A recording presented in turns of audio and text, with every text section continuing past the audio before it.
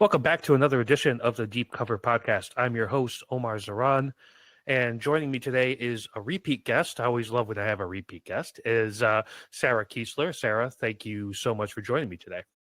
Hey, happy to be here again, Omar. I really enjoyed chatting with you about NIL last time. Yeah, and if that doesn't tell you what this episode is about, we're going to be really diving into this new revenue sharing agreement that colleges have kind of agreed to. I think it was on June 6th, and it's $20.5 million per school revenue sharing model. Sarah's here to help us kind of understand that, but we really want to focus on is what the landscape is going to look like as a result of this. I'm going to start right off this way. When I saw the announcement, Sarah, I'm like, all right, 20.5 million per school, which anyone that follows college football knows that a lot of these big time schools like in Ohio State, Alabama, LSU, they're spending that kind of money in NIL on football alone, let Right. alone the rest of the sports. So to me, on the surface, it felt like this was the NCAA taking the reins back a little bit and adding something that they want in the sense of structure. But I also kind of felt like a salary cap. And in a way, they're avoiding using that terminology so much because that means you would have to classify student athletes or athletes for a school as employees. So, am I wrong to think of this as a salary cap without the name? I don't think you are. I think there's something to that, and just to take a step back. So the settlement says the NCAA will pay 2.8 billion in past damages to certain athletes, as well as, this about 20 billion in revenue share, which is 20.5 million over the next 10 or so years. And that starts on July 1st that schools are eligible. So it's, in effect, it is a salary cap because that it's going to have a little bit of accountability. It's going to ensure, schools have to opt into this kind of pay for play system. But it doesn't change, what the kind of pre-settlement NIL deals that are currently there.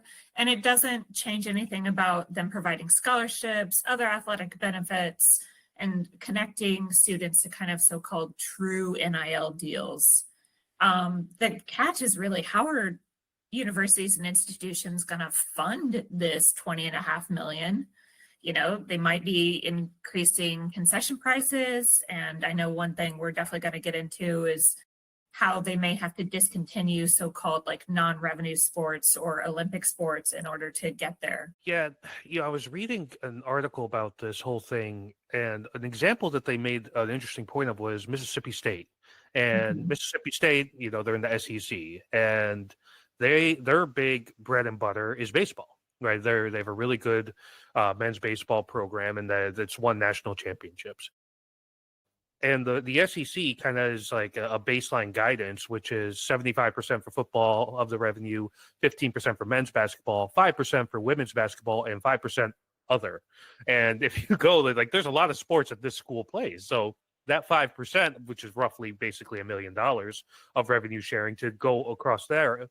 And it's almost like they're going to be, I think, put in a bind because you play in the SEC. The TV deal's huge for football, so you have to focus on it, even though Mississippi State's been a doormat in football for almost my entire life, And I guess, do you think that these schools that are at these high marquee kind of football conferences like the Big Ten, the SEC, the ACC to a lesser extent, are they just is their hand going to be forced where even though they might have a great golf program or soccer program or track and field program, that they're just going to say, well, we got to do football because that's where the big money is going to come from. So we got to funnel the money that way. Well, honestly, not necessarily, because right now there are no rules or restrictions about how Right. schools are required to split the money. So you may have, say, a UConn, they could even split it 50-50 among men's and women's basketball. Right. It really, in a way, leaves it up to the sports administrator to decide. I know a lot of conferences are starting to kind of try and coalesce and set some restrictions so that there's a more level playing field, but there isn't in the actual House settlement. There's no requirement that that conferences or schools do so. So I think you're right that football, is still, it's the major revenue generator, especially for those big Power 4 or Power 5 institutions. But schools they're not required to kind of opt into that with the state of the ruling. Yeah, I almost wonder if there's like, like how in professional sports you have the minimum contract, right? I almost wonder if we're gonna eventually gonna have to get to a point where people saying, well, all we care about is, let's say, three sports: football, men's basketball, women's basketball. Everybody else just whatever. And then you start to see maybe more of these programs dissolving or becoming less and less relevant, less and less funding. The upkeep isn't there because you're so focused on those big three. Is there a world where they say, okay, listen, you have to kind of allocate at least 0.5% to each of your other athletic programs, or is it just kind of becoming a capitalist model in that way?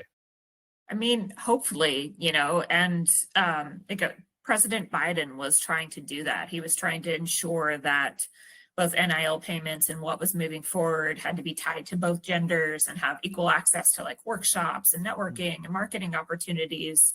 But under the Trump administration's Department of Education, they said in February that things like Title IX that have ensured that there's revenue for a multitude of sports does not apply to NIL payments, and it doesn't apply then to this House settlement. And so it kind of feels like we are in a state of precariousness for non-revenue sports, for Olympic sports, even for women's sports. I mean, we're already seeing what Cal Poly dissolved swimming and diving, Grand Canyon cut their very popular men's volleyball team.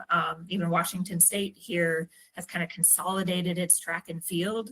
So we're already seeing some sports kind of get shuttered in order to create space for this 20.5 million in revenue that is mostly going to go to football and men's basketball. So it's a really delicate situation for folks who, a lot of schools use these Olympic sports as tools for recruitment and to bring students along on their journey. And we know what athletics does for student athletes, the way it creates camaraderie and sportsmanship and leadership opportunities. So it's a very precarious state for other sports beyond kind of the footballs and men's basketball and even women's basketball.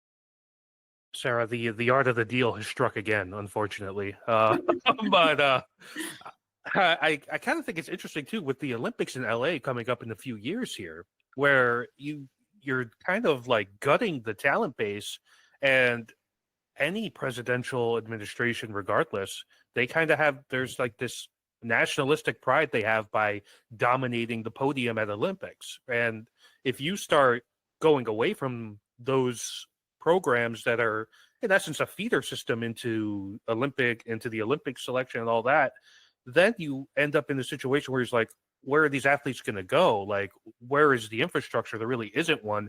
And you can argue at the very least for football and basketball, for both genders on basketball, there are leagues in place like that you could kind of argue you could silo yourself into, whereas the Olympic sports, not so much. So that becomes just a long-term, more of an interesting thing to me. I do want to talk about NIL though, because NIL is still kind of like the thing that started all this back in 2021, and it's still a part of it, right? And now it seems like they're going to try to make it a little bit more rules out. Now, this is the part I'm not super clear on, so if I'm wrong, please correct me. But my understanding was that NIL programs and incentives are still a thing, but they kind of have to be submitted for approval now, and which to me opens up Pandora's box of you're just going to start cheating like they were in the 80s. Or am I off base on the way that's kind of being perceived? Yeah, let's unpack that. I think there's something to that. As I mentioned, that kind of pre-settlement NIL deals won't go away. But over the next few years, the top football teams are going to cost 40 to 50 million, which is what only those very top, the Ohio State or Alabamas were paying right now.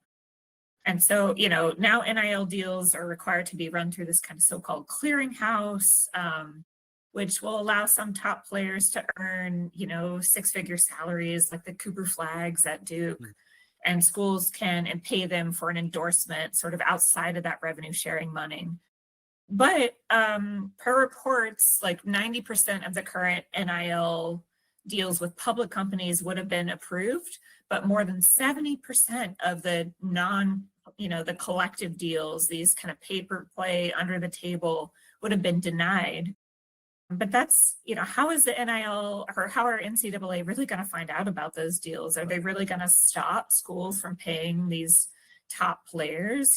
So lots remains to be seen about how that'll impact collectives and compensation and, recruiting overall. There's talks already of teams might start tanking on purpose if they need to fill like a quarterback spot that they want to pull from the portal next year to ensure they have the top revenue share dollars or top NIL dollars just for one player. So it's really going to be, I understand why they're trying to make sure it's true NIL dollars. I get that. I think there was a lot going on in that pay for play that they were trying to prevent over the last 50 years of the NCAA, but it's hard to say that students are all going to be, reporting everything over $600. It doesn't feel realistic, and it doesn't feel like the accountability. What kind of accountability will there truly be if that doesn't happen? So yeah, that's a big question mark, but I think you're not far off. When I look at it's like the milk's already out of the glass or out of the jar, so to speak, right? Because you've already said, hey, whatever you got, money, make it happen. And here's the thing too, like a lot of these people who graduate from these schools, there's a lot of them, they have money. There's like a school pride thing, that a lot of people have. And especially like now is in like this modern situation where like hybrid work and in office work is coming back in, so that quote unquote water cooler conversation is going to kind of pick up again.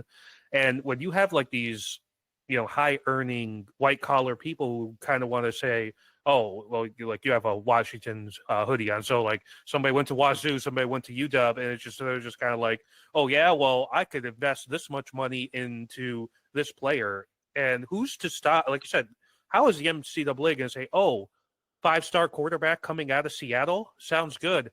Here's a couple million just to make sure you stay home, or here's X amount of money to go to Oregon, and it's just like, you're going to tell Phil Knight not to keep giving money to Oregon? It's not going to happen, Yeah. And once you've already set the precedent, I feel like now you want to put these guardrails in, but you are still going to have these loopholes that allow people to just kind of throw money out there. And yeah, maybe it stops the collective stuff like what Oklahoma State was doing, where, hey, scan this QR code, donate to our collective so we can bring in some cool players. Maybe it stops that, but it doesn't stop the people from just like giving money just to give money. Like, and then you think about like the pro players, right? Like Caitlin Clark makes a lot of money on endorsement deals. If there's somebody coming up and she thinks that maybe Iowa should get that player, you can't stop Caitlin Clark from, making a connection that way. You can't stop, any of the 5 million football players that went to Alabama or LSU from getting players to their school. So I just feel like we're in a position where, yeah, it's cool to want to have these guardrails, but maybe you're a little too late. I mean, do you think that it's that kind of bleak, or is there maybe some hope that there's actually going to be structure here? Yeah, I think you're right. This genie is out of the bottle, and she's out and flapping, right? Yeah, right. She's out in the wild, and the students aren't going to want to go backwards either. If they were making 5 million last year or something equivalent in endorsement deals, they're not going to want to kind of step away from that. And one thing we talked about in our last podcast episode is that the women athletes are actually much better at the true NIL deals. They connect better with brands. They're able to more authentically share content from that brand. And so if the NCAA or the settlement is saying, and we really want you to prioritize true NIL brand deals, what football player has time for that in some ways, especially if now their sport is becoming even more of a business.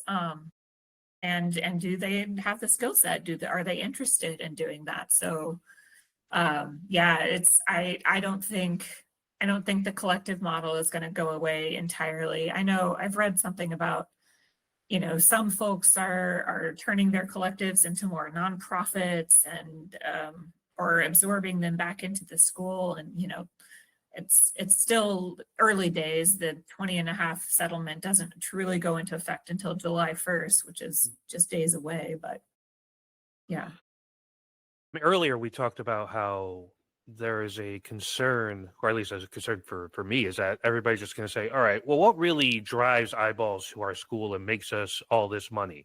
It's college football, and it's men's March Madness and women's March Madness, right? Is it just going to be a thing where they just say, well, this is all I care about?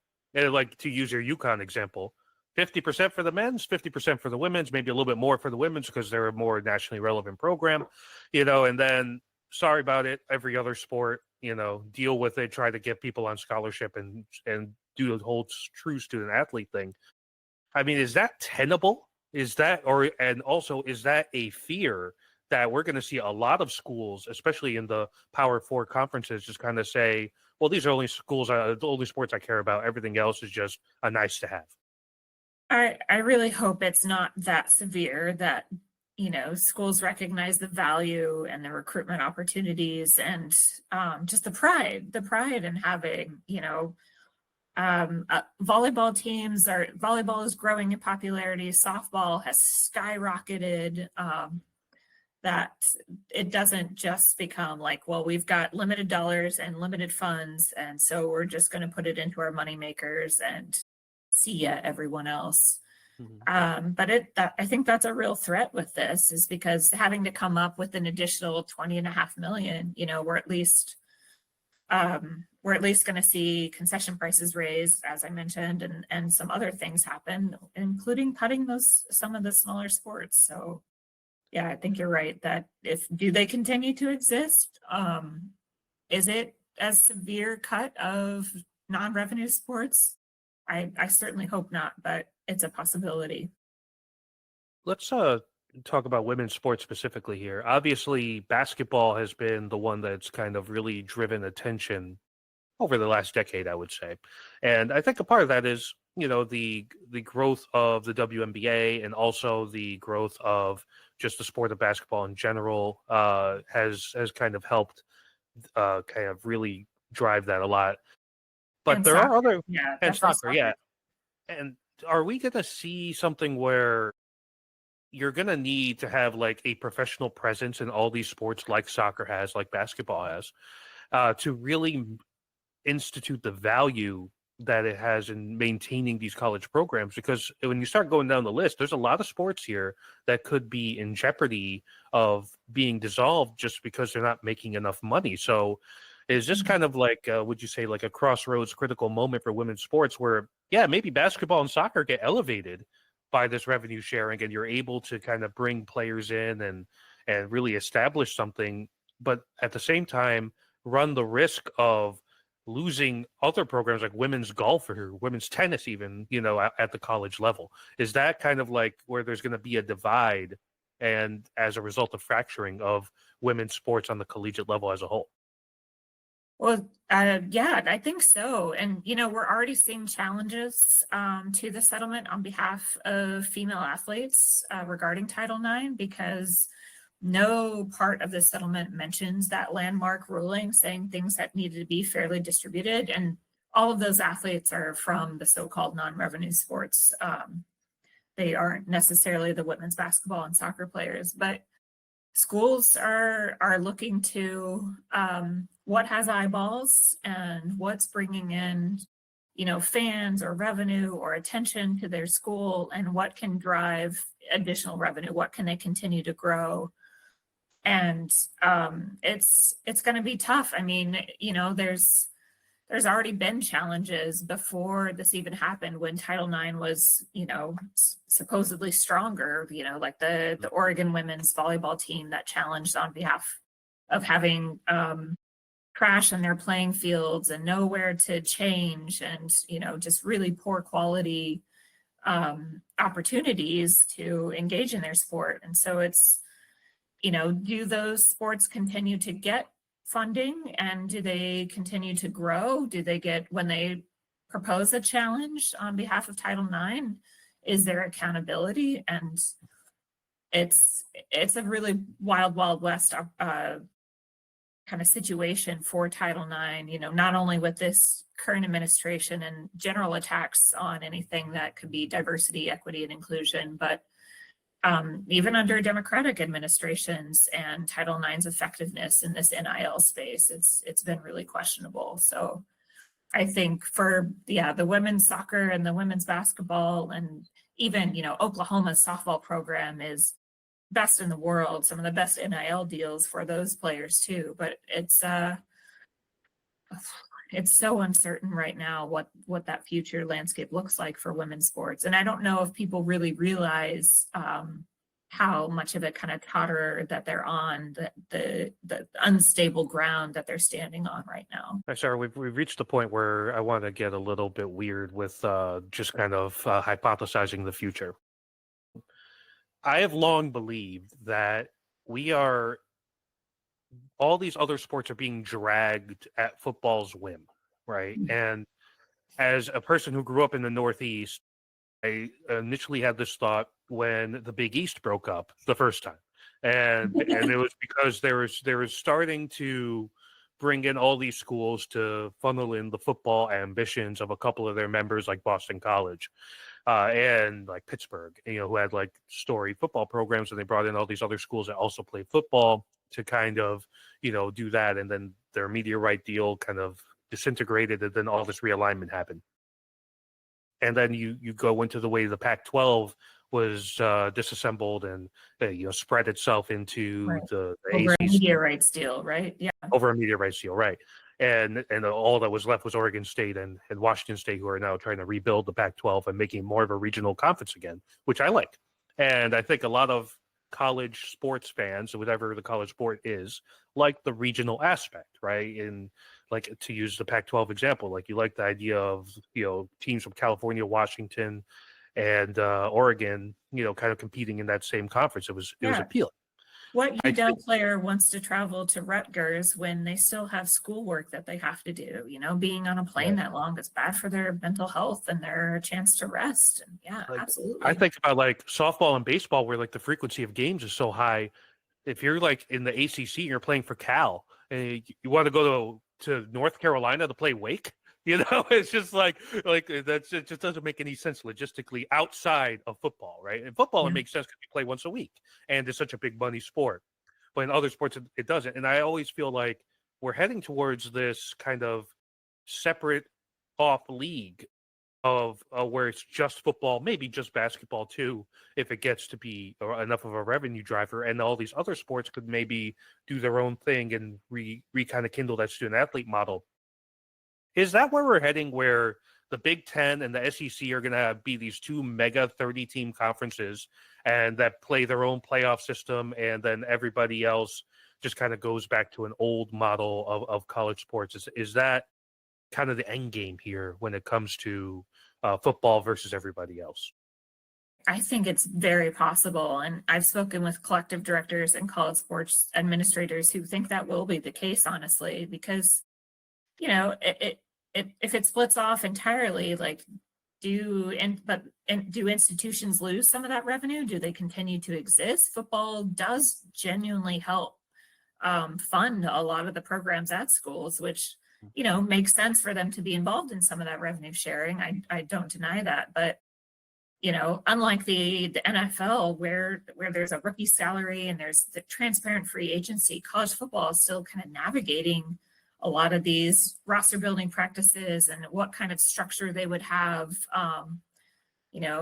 It could lead to kind of a situation, like you said, where there's two main conferences similar to the East and the West and the NFL, and they're hiring GMs and building their rosters that way and turning it into like a true kind of younger NFL. But I think that's a very real possibility if we don't get a handle on how we can spread equitable funding among both institutions and sports. Yeah, I just kind of like, I mean, and maybe this is kind of a thing that comes with age, where you liked the regionality of it, and you liked the differences. And again, I harken back to just like not so much the non-revenue sports, just the bigger ones. And you kind of think about when I used to watch a Big 12 football game, I knew it was going to look a lot different than the game that was playing in the Big 10, which is going to look a lot even more different than the game that was playing in the Pac 12. And the same kind of went for basketball, where I always thought, like on the East Coast and the ACC and then the Big East, you had like that type of style versus the Big 10, you had that more Midwest style. And it was just like that you would see in like high schools in Indiana and Minnesota or something, right? And I thought that was a charm. And now we're kind of moving towards this more nationalized thing. And again, you see the women's college basketball as well. Is there really that much of a difference in play style between a UConn and a Stanford now? Not so much. Maybe there was before, but now it's just kind of like it's more of this nationalized thing. And I almost feel like it's a loss of the soul of college sports in a way. Mhm. And I just wonder, how do we get that back? If it's even possible to get it back. And do you think there's even a chance to rekindle that, or is this just kind of stringing yarn as a person who's aging and wishing that things were a little bit different than they ended up becoming? As a Pac-12 fan, I would love to have it back. It was. I still go to a ton of UW women's basketball games in particular, and having our rivalries with Washington State and Oregon. We could still get to play Oregon since they moved over to the Big Ten with us, but there was something about these players that had even grown up together, because UW's recruiting players from the West Coast primarily, and so is Oregon in a sense. But everything is becoming more national and international. They are becoming a little more. I think you're right that there's merging. You even saw with like Tennessee women's basketball had such a certain style of play, and they brought in a new coach who has a very, you know, she brings 5 people on, sends 5 people out. They're shooting mostly threes. It's very different than like the Pat Summit and the previous kind of style of play of Tennessee. And so it's becoming more of a national identity, I would say. Everyone still knows the SEC is some of the like toughest physicality that there is, and that the Big 10 does still bring some of that Midwest style, but it's changing. Yeah, and I miss it. I also want that for the players to not have to travel so far.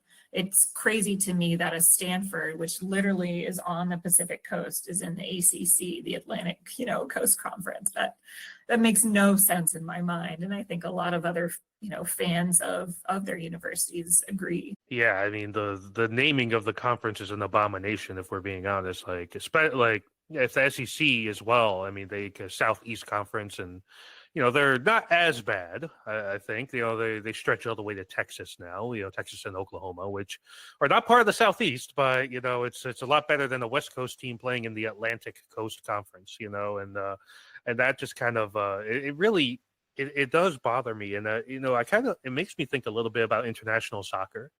And so like where it's interesting, like on the club level, the style thing still applies outside of the top 3 or 4 teams in each league. So I'll use France as an example. PSG, who just won the Champions League, they get players from every country, because they have like a bajillion dollars to spend every year.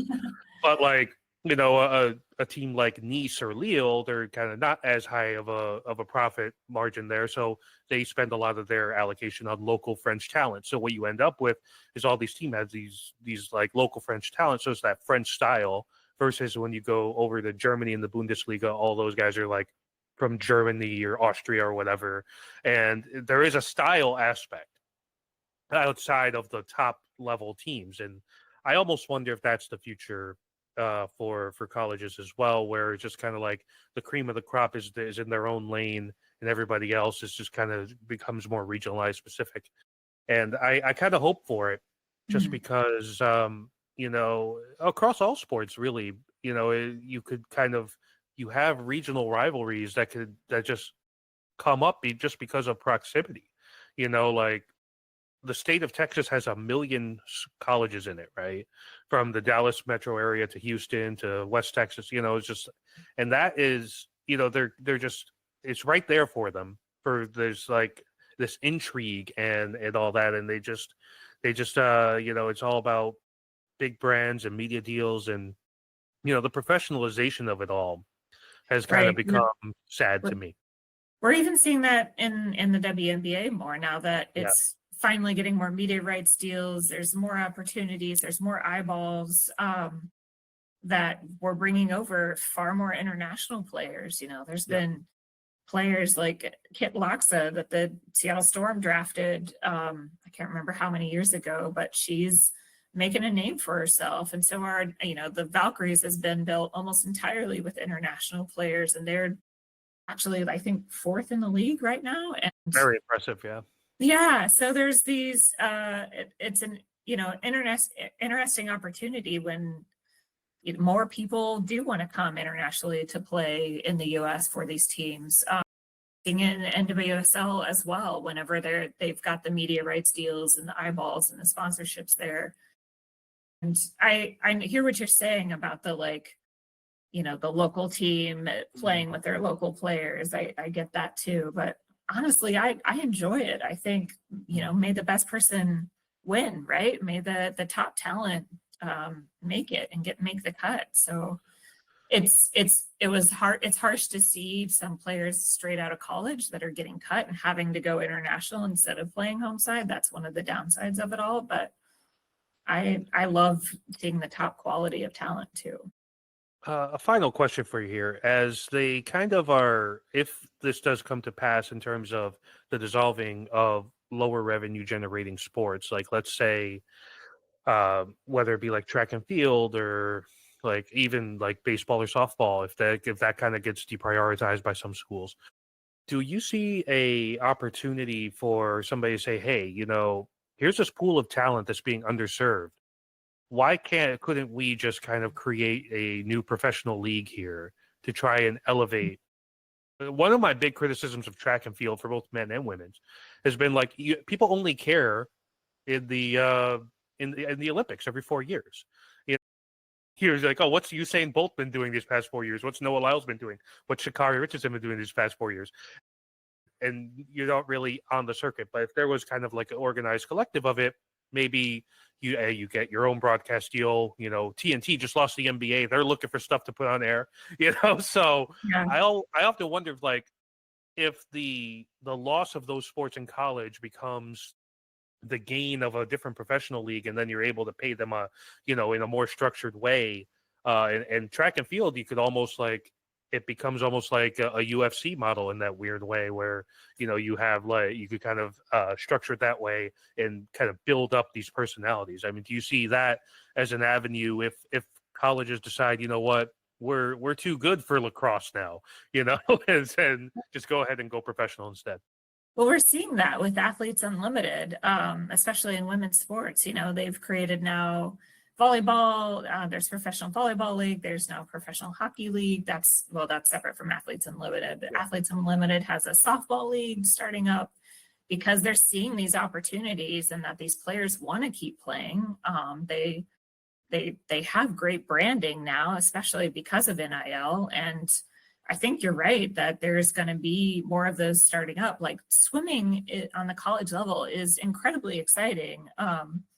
But it just somehow only gets attention whenever someone makes it to the Olympics. And so it'd be a shame to see those programs go away. But if someone could find a way to bring more media attention to it, to put it on TV, I think anytime something makes it from beyond, late night ESPN Plus to a mainstream channel, it's just inevitable that it'll generate more fans. So if people are watching it during the Olympics because it's getting that prime time, I think they would if it were on a regular time as well. Yeah, for a while earlier this year, I was covering an upstart football league, Arena Football One, and I was talking to them about their media rights and all that, and they ended up signing with Vice Sports. And there's so many channels now and networks that are trying to get into live sports because it's really the last thing that's appointment television. Yep, and you exactly. know, yeah, if you want to watch a new show, oh, you just wait, you'll catch the stream later. There isn't a time that you have to be in on it, right? And so, TNT, I mentioned, ESPN obviously always looking, Fox always looking, now Peacock, Netflix, they're all getting in the mix here. So And it's Prime, an yeah. yeah, it's an opportunity to say, hey, we have this new league, we're generating excitement, and here's a streaming partner to, potentially get more eyeballs on it. It's never been a better time to start a new professional league to gain eyeballs than it is right now, I feel like, because there's so much opportunity and people are trying to make it compelling to subscribe to their thing. So even if like a Peacock wants to focus on having NFL or NBA as they are going to have in this new media deal, they could also allure people by saying, hey, we have this sport, that sport, this sport, that sport, and then you cover a wider net, you cast a wider net. And I think that might be the future. And Yeah. yeah, I so, really agree. We saw that with Unrivaled, yeah, how great this success. startup 3x3 league was able to generate two, True TV and TNT were both covering it, and huge amounts of fans, just in its first year, almost broke a profit just in its first year from those media rights deals. So those opportunities are absolutely there. Max is doing more live sports. Prime is doing it huge. They're with the NFL and WNBA and others. So I think you're totally right that now is the time to, as streaming has kind of eclipsed cable news watching, to really get in on a new sports league because the fans are out there.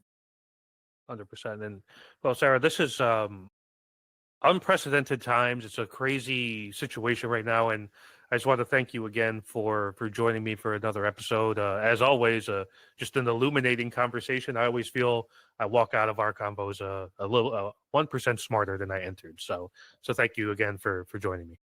It's super fun, Omar. I'd be happy to come back anytime.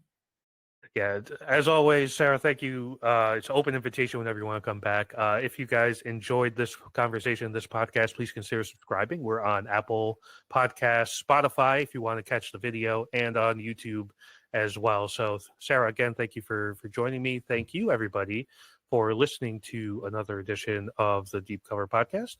And we will see you all again next time.